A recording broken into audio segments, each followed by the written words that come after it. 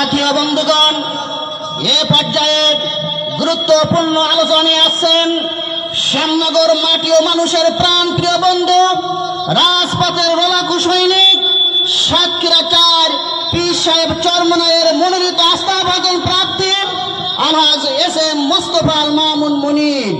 আলোচনা নিয়ে আসছেন আলহাজ এস এম মোস্তফা আল মামুন মনির।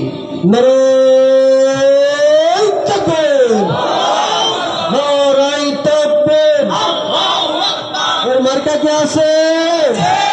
কোন সে মার্কা? মনির ভাইয়ের, চরমনা হুজুরের, সাতক্ষীরাতে, শ্যামনগরে, 4 আসনে।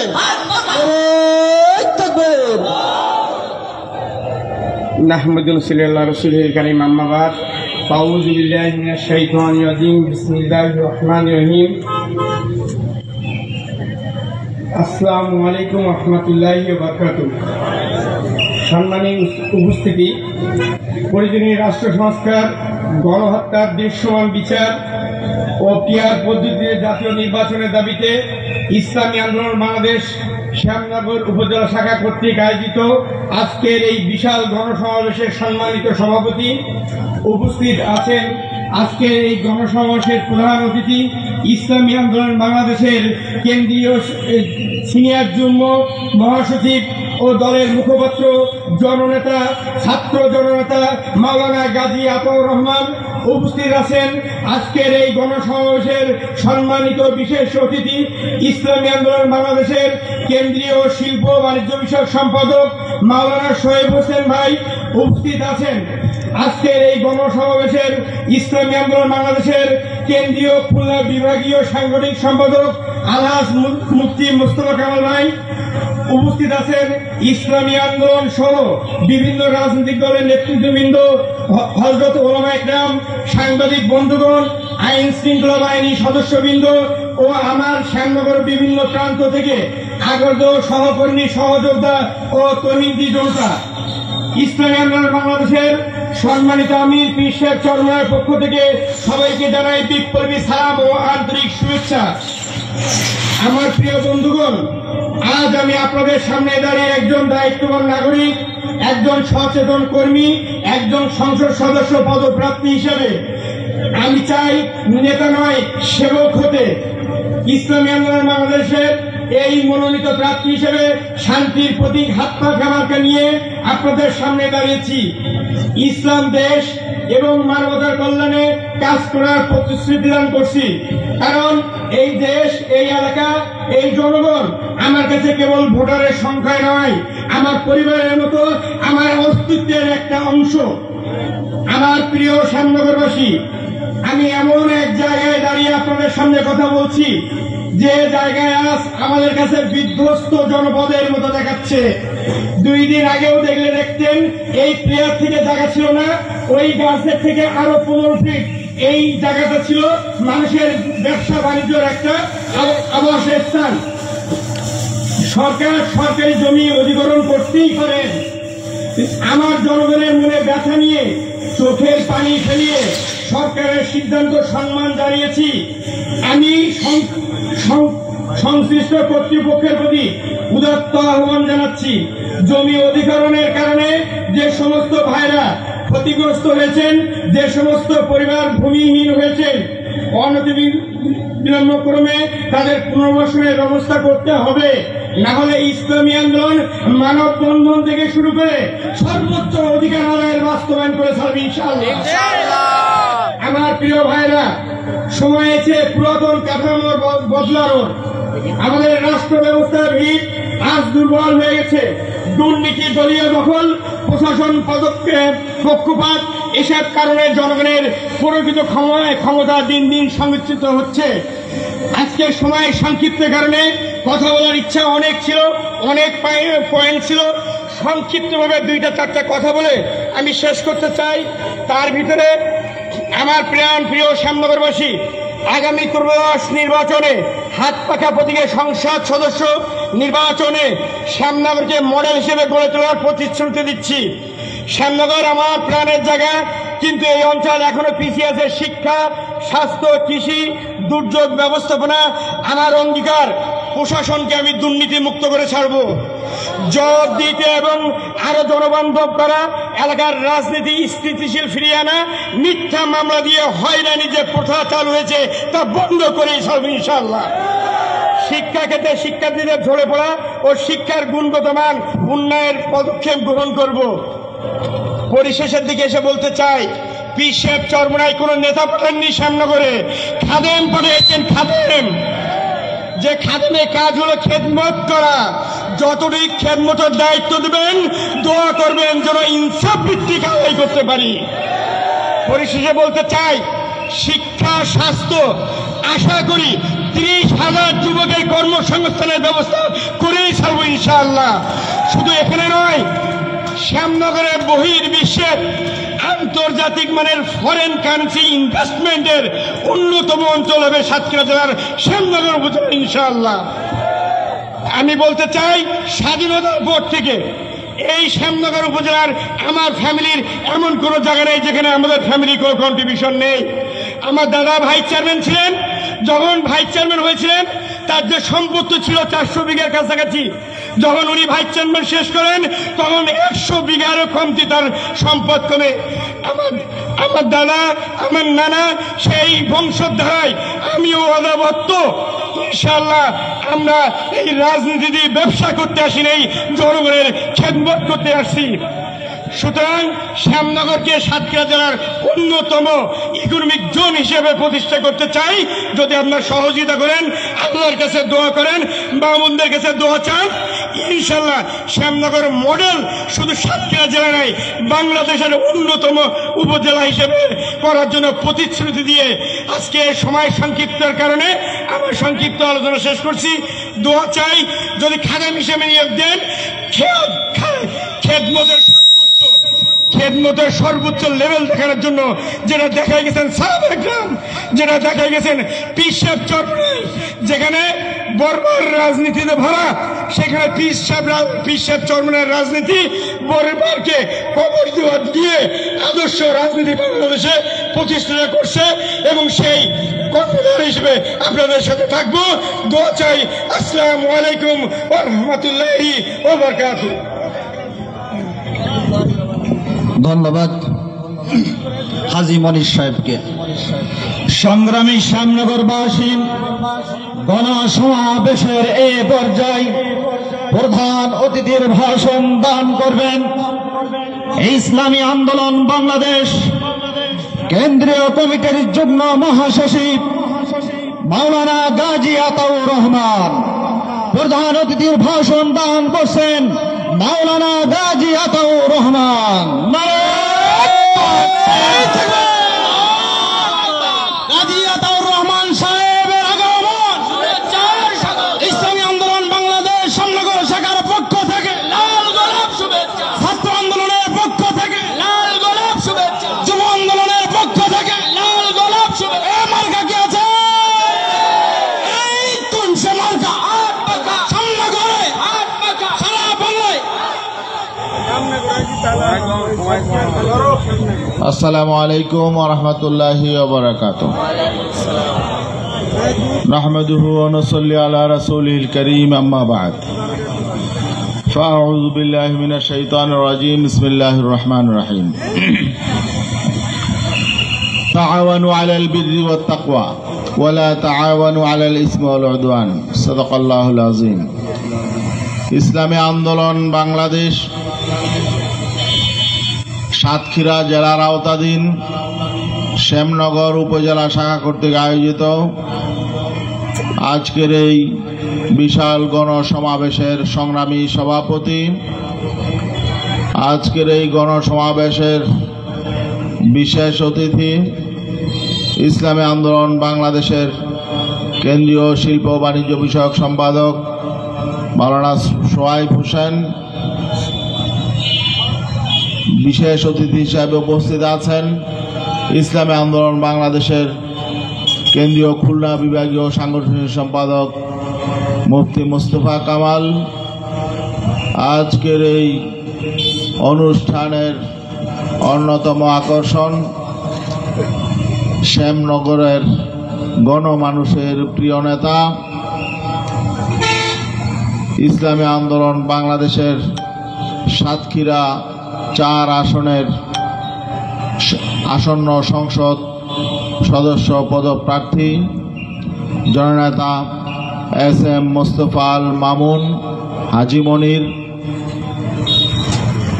উপস্থিত সাতক্ষীরা জেলা শাখার নেতৃবৃন্দ, শ্যামনগর থানা শাখার নেতৃবৃন্দ, আমাদের অন্যান্য সহযোগী সংগঠনের নেতৃবৃন্দ, শ্যামনগরের আমাদের বন্ধু প্রতিম অন্যান্য রাজনৈতিক সংগঠনের নেতৃবৃন্দ, সাংবাদিক বন্ধুগণ ও দেশপ্রেমিক আমার ভাইরা, আমি শুরুতেই ধন্যবাদ জানাতে চাই, গভীর শ্রদ্ধার সাথে স্মরণ করি যাদের ত্যাগের বিনিময়ে, যাদের রক্তের বিনিময়ে, যাদের জীবনের বিনিময়ে আজকে আমরা মুক্ত স্বাধীনভাবে কথা বলতে পারছি। আমরা আজকে যারা মুক্ত স্বাধীনভাবে রাজনৈতিক কর্মসূচি পালন করতে পারছি, আমরা আমাদের মুখের ভাষা, আমাদের প্রাণের ভাষা আমরা আজকে উন্মুক্তভাবে প্রকাশ করতে পারছি। সেই দামাল ছেলেদেরকে আমরা স্মরণ করছি জুলাই বিপ্লবে শাহাদাত বরণকারী যোদ্ধাদের, আহতদের, এবং পাশাপাশি বিগত ফেসিবাদী শাসন আমলে যারা যেভাবে নির্যাতিত হয়েছেন, জুলুমের শিকার হয়েছেন, কারারুদ্ধ হয়েছেন, দেশান্তরিত হয়েছেন, সকলের প্রতি আমরা শ্রদ্ধা জানাই। বন্ধুগণ, আমরা আজকে একটি পরিবর্তিত পরিস্থিতিতে নতুন বাংলাদেশের স্বপ্নে আমরা আজকে ইসলামী শক্তিগুলো ঐক্যবদ্ধভাবে আগামী জাতীয় নির্বাচনে অংশ নেয়ার অভূতপূর্ব একটি কর্মযজ্ঞের দিকে অগ্রসর হচ্ছে ইনশাআল্লাহ। বন্ধুগণ, বাংলাদেশের জাতীয় জীবনে, আমাদের জাতীয় জীবনের একটি উল্লেখযোগ্য ঘটনা ছিল 5ই আগস্টের অভ্যুত্থান। 1971 স্বাধীনতা পরবর্তী এত বড় ঘটনা আমাদের জাতীয় জীবনে ঘটে নাই। আমাদের দীর্ঘদিনের জুলুম, নির্যাতন, শোষণ, নিপীড়ন এবং স্বৈর শাসনের কবল থেকে আমরা মুক্ত হওয়ার জন্য ঐক্যবদ্ধভাবে আন্দোলনের মধ্য দিয়ে আমরা 5ই আগস্টে অভ্যুত্থান ঘটিয়েছিলাম। এটা শুধু বাংলাদেশেই নয়, বরং বিশ্বের ইতিহাসে অনেকটা বিরল ঘটনা। কারণ হলো, বিশ্বের দেশে দেশে অভ্যুত্থান হয়, আন্দোলন হয়, সরকারের পতন হয়, কিন্তু সরকার প্রধান সহ সরকারের সকল মন্ত্রী পরিষদের সকল সদস্য, সকল পার্লামেন্ট মেম্বার, দলের টপ টু বটম সকল নেতাকর্মী একযোগে দেশ থেকে পালিয়ে যায় অথবা দেশে বিভিন্ন জায়গায় আত্মগোপন করে ফেলেন। এমন ঘটনা বিশ্বের ইতিহাসে বিরল। শুধু তাই নয়, হাইকোর্টে, সুপ্রিম কোর্টের প্রধান বিচারপতিও দেশ ছেড়েছেন। আমাদের বাংলাদেশ ব্যাংকের গভর্নর, তিনিও দেশ ছেড়েছেন। এমনকি আমরা যতটুকু জানি, দলীয় কারণে, দলীয় বিভিন্ন কর্মসূচি বাস্তবায়নে যখন বাংলাদেশের প্রধান মসজিদ বাইতুল মোকাররম, এই মসজিদের খতিব, তিনি নিজেকে অপরাধী মনে করে তিনিও আত্মগোপনে চলে গিয়েছিলেন। এটা আমাদের জন্য দুর্ভাগ্যের বিষয়। তো এই যে একটি ঐতিহাসিক ঘটনা, এই ঐতিহাসিক ঘটনার মধ্য দিয়ে আমরা ভেবেছিলাম আমরা নতুন যুগ ফিরে পাব, আমরা নতুন দেশ পাব, আমরা নতুন রাজনীতি পাব, আমরা নতুন অর্থনীতি পাব। কিন্তু 5ই আগস্টের পর দুর্ভাগ্যজনকভাবে আমরা কি দেখতে পেলাম?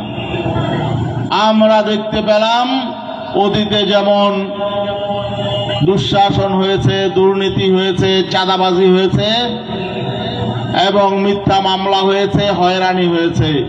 5ই আগস্টের পর এর তেমন কোনো পরিবর্তন হয় নাই। বরং আমরা যেটা প্রত্যাশা করেছিলাম যে সমস্ত রাজনৈতিক দলগুলো অতীতে ক্ষমতায় ছিল, মনে হয় তাদের চরিত্রের পরিবর্তন হয়েছে।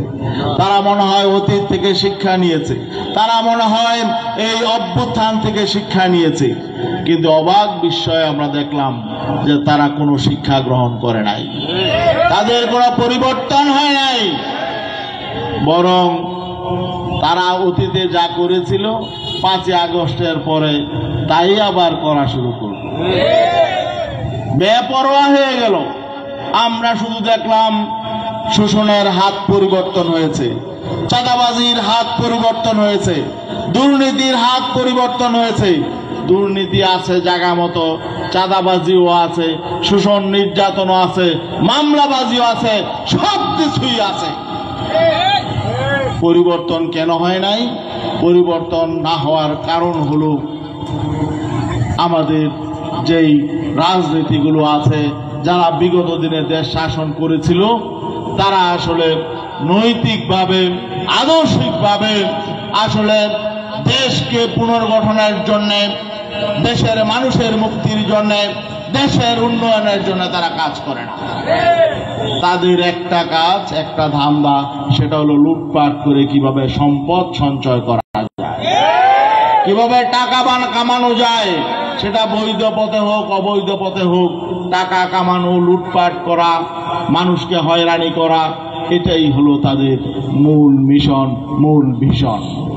যে কারণে 5ই আগস্টের পরে আমরা আসলে অনেকটাই হতাশার মধ্যে ছিলাম। কিন্তু আল্লাহর মেহেরবানি, মানুষের মধ্যে কিন্তু পরিবর্তনের জাগরণ তৈরি হয়ে গেছে।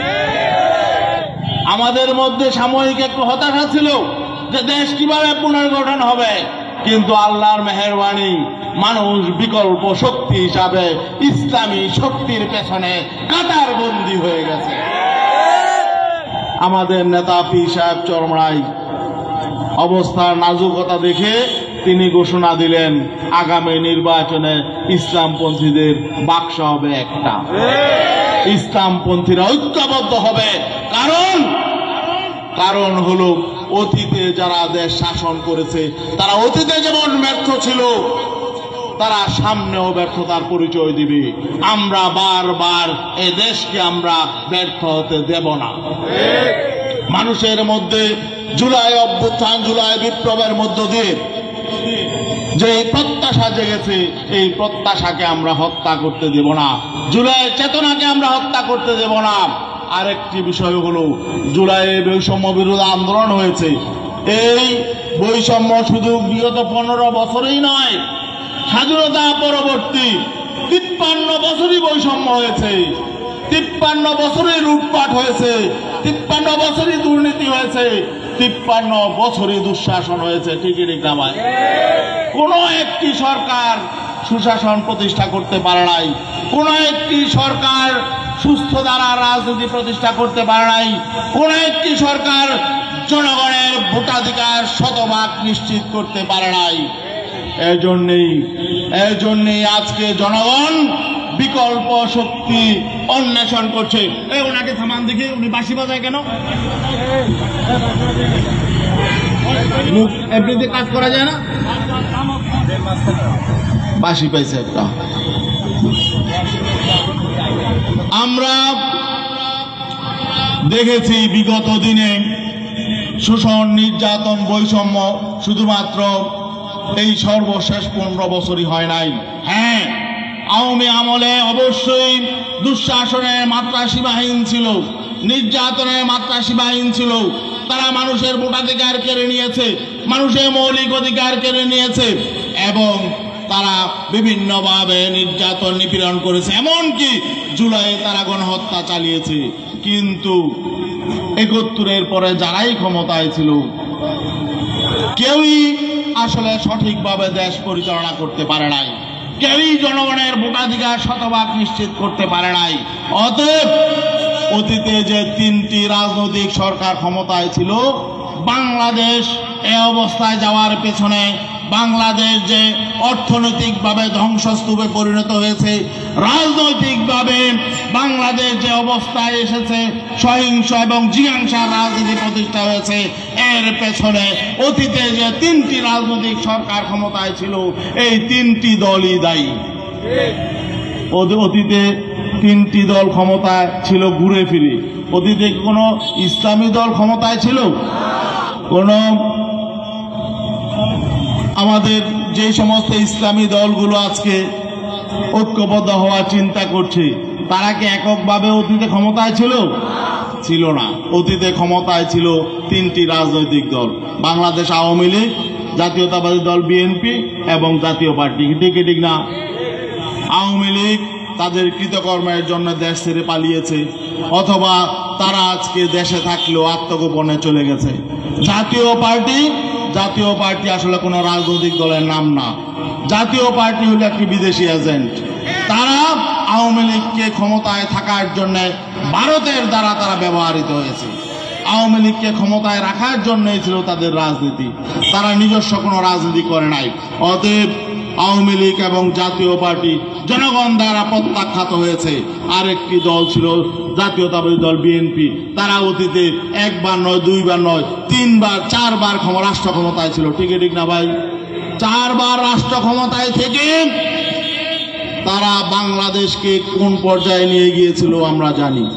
তারা সর্বশেষ যখন ক্ষমতায়, তখন বাংলাদেশ গোটা দুনিয়ায় দুর্নীতিতে বিশ্ব চ্যাম্পিয়ন। তারা গোটা দুনিয়ায় দুর্নীতিতে বিশ্ব চ্যাম্পিয়ন হয়ে ক্ষমতা ছেড়েছে। তারপরে কি তাদের কোনো পরিবর্তন হয়েছে? তারা অতীতে যেই কয়বার শাসন করেছে, তাদের রাজনীতি জনগণ দেখেছে, তাদের অর্থনীতি জনগণ দেখেছে, তাদের শাসন জনগণ দেখেছে, আমরা দেখেছি। তারা বারবার পরীক্ষা দিয়েছে, এখন তাদেরকে নতুন করে দেখার কিছু নাই। তারা আগামীতে ক্ষমতায় গিয়ে কি করবে এখন জনগণ দেখছে। কি ঠিক না? তাদের কোনো পরিবর্তন হয়েছে? হয় নাই। বরং আজকে তারা গর্বের সাথে বলে যে আমরা প্রায় 7,000 থেকে 10,000 নেতাকর্মী বহিষ্কার করেছি। কেন বহিষ্কার করেছেন? বহিষ্কার করেছেন চাঁদাবাজির কারণে, সন্ত্রাসী কর্মকাণ্ডের কারণে। যাদেরকে বহিষ্কার করেছেন তারা আপনাদের চাঁদাবাজ এবং সন্ত্রাসী যে বিশাল বাহিনী আছে এর কত %? তাহলে তারা তো আত্মস্বীকৃত, তারা স্বীকার করে নিয়েছে তাদের মধ্যে এতগুলো চাঁদাবাজ আছে, সন্ত্রাসী আছে। আমাদের অবাক লাগে, একটি রাজনৈতিক দল 5 আগস্ট থেকে এই পর্যন্ত নিজেরা হানাহানি করে, মারামারি করে প্রায় 2 শতাধিক নেতাকর্মী তারা নিহত হয়েছে। তো যেই দলের কাছে নিজের নেতাকর্মী নিরাপদ না, যারা নিজেদের সংগঠনের শৃঙ্খলা প্রতিষ্ঠা করতে পারে না, তারা বাংলাদেশকে কিভাবে নিয়ন্ত্রণ করবে? বাংলাদেশে কিভাবে ঐক্য সংহতি প্রতিষ্ঠা করবে? জনগণের মধ্যে কিভাবে শৃঙ্খলা প্রতিষ্ঠা করবে? যদি আপনারা ভালো হয়ে যেতেন তাহলে তো আমাদের কোনো সমস্যা ছিল না, আপনারাই ক্ষমতায় আসতেন। এখন আমরা যখন সব ইসলামী সংগঠন ঐক্যবদ্ধ হচ্ছি, তখন তারা বলে আমরা নাকি তাদের বিরুদ্ধে ষড়যন্ত্র করছি। আপনারা যে কথা ভাবছেন আমরা ষড়যন্ত্র করছি না, আমরাই ঠিক পথে আছি। আমরা ষড়যন্ত্র করতে যাব কেন? আমরা নির্বাচন করব এবং নির্বাচনে আমরা বিজয়ী হব ইনশাআল্লাহ। আর আপনারা যতই ষড়যন্ত্র করেন এই জনগণকে ঠেকাতে পারবেন না ইনশাআল্লাহ। এখন আমাদেরকে ষড়যন্ত্রকারী কেন বলছে? কারণ হলো আমরা যখন বিচ্ছিন্ন ছিলাম তখন তাদের জন্য খুব ভালো সুবিধা ছিল। এখন আমরা যখন ঐক্যের কথা বলেছি, আমরা যখন নির্বাচনে এক বাক্সের কথা বলেছি এবং জনগণ যখন এটাকে সমর্থন করছে, জনগণ যখন এই ইসলামী শক্তির পেছনে কাতারবন্দি হচ্ছে এবং একটি নীরব ভোট বিপ্লবের যখন সম্ভাবনা দেখা দিয়েছে, তখন তাদের মাথা গরম হয়ে গেছে। জনগণ আর বোকা নেই, আর বারবার প্রতারিত হবে না। আমরা বহুবার প্রতারিত হয়েছি। আমরা দেশবাসীকে বলতে চাই, বিশেষ করে এই সাতক্ষীরার মানুষ, এর মধ্যে ইসলামের প্রেম বেশি, ভালোবাসা বেশি। অতীতে আমরা দেখে এসেছি এটা ইসলামী শক্তির ঘাঁটি। ইনশাআল্লাহ আগামীতে শুধু শ্যামনগর নয়, সাতক্ষীরার 4টে আসনে ইসলামপন্থীদের দখলে যাবে ইনশাআল্লাহ। আমরা ঐক্যবদ্ধ থাকবো। আমাদের এখানে হাত পাকা প্রার্থী মোস্তফা আল মামুন হাজী মনির, আমরা তাকে ঘোষণা করেছি, কিন্তু চূড়ান্তভাবে আমাদের সিদ্ধান্ত হবে ইসলামী দলগুলো ঐক্যবদ্ধ নির্বাচনে আসবে। সেখানে যদি মামুন ক্যান্ডিডেট হয়, সকল ইসলামী শক্তি এখানে জামাতের আমির এখানে ছিলেন, তার সাথে আমি বলেছি, উনিও বলেছেন ঐক্যবদ্ধভাবে যাই আসুক আমরা ইনশাআল্লাহ কাজ করি। যদি এখানে জামাতের ক্যান্ডিডেট আসে, চূড়ান্তভাবে সিদ্ধান্ত হয়, আমরাও তাদের পক্ষে কাজ করব। অতএব আমাদের বিজয় ইনশাআল্লাহ কেউ ঠেকাতে পারবে না। এটা শুধু এই শ্যামনগর বা সাতক্ষীরার অবস্থা নয়, গোটা বাংলাদেশে একই অবস্থা। ইসলামপন্থী শক্তির পেছনে দেশপ্রেমিক সকল শক্তি ঐক্যবদ্ধ হয়েছে। মানুষ আর চাঁদাবাজ, সন্ত্রাসী, দুর্নীতিবাজদের দেখতে চায় না। আগামীতে মানুষ বিকল্প শক্তির যে সন্ধান করছে, বিকল্প শক্তি মানুষের সামনে উপস্থিত হয়ে গেছে। বিকল্প শক্তি হল ইসলামী শক্তি। অতএব আমাদের এই চ্যালেঞ্জ মোকাবেলা করতে হবে। এটা শুধু চ্যালেঞ্জ না, এটা ইসলামী শক্তির জন্য আমি মনে করি আল্লাহ প্রদত্ত সুযোগ। এই সুযোগ আমাদের কাজে লাগাতে হবে। আমরা এই সুযোগ কাজে লাগাবো তো ইনশাআল্লাহ। আমরা ঐক্যবদ্ধভাবে এই সুযোগ কাজে লাগাবো। আমরা জনগণের হৃদয় জয় করে বাংলাদেশের ইসলামী হুকুমত প্রতিষ্ঠার জন্য, মানুষের অধিকার প্রতিষ্ঠার জন্য আমরা আগামী নির্বাচনে কাঁধে কাঁধ রেখে সকল ইসলামী শক্তি ঐক্যবদ্ধভাবে লড়াই করবো ইনশাআল্লাহ। আগামীতে ইনশাআল্লাহ এখানে আমাদের মোস্তফা আল মামুন, SM মোস্তফা আল মামুন আপনাদের ছেলে, আপনাদের সন্তান। তার শুধু সে নয়, তার বাবা, তার দাদা, তার পরদাদা, তার নানা সবাই সমাজসেবক ছিল। অতএব সে পরীক্ষিত বংশের একজন মানুষ, সে সমাজকর্মী এবং তার পূর্বপুরুষ সবাই ছিল এখানকার সমাজসেবক। অতএব সে আপনাদের মাঝে যদি আসে, তাহলে সে নিজের জন্য নিজের পকেট ভারী করবে না, কারণ আল্লাহ তাকে অনেক সম্পদ দিয়েছে। আর অনেকে আছে অভ্যাসে চোর, অনেকে কোটি কোটি হাজার কোটি টাকা থাকলেও তার চুরি করার অভ্যাসে, দুর্নীতি করার অভ্যাস, ঠিক না? আলহামদুলিল্লাহ ইসলামী আন্দোলন বাংলাদেশের কোন নেতা কর্মী চুরি এবং দুর্নীতি, চাঁদাবাজি এগুলোর সাথে জড়িত নয়, আমরা চ্যালেঞ্জ করে বলতে পারি।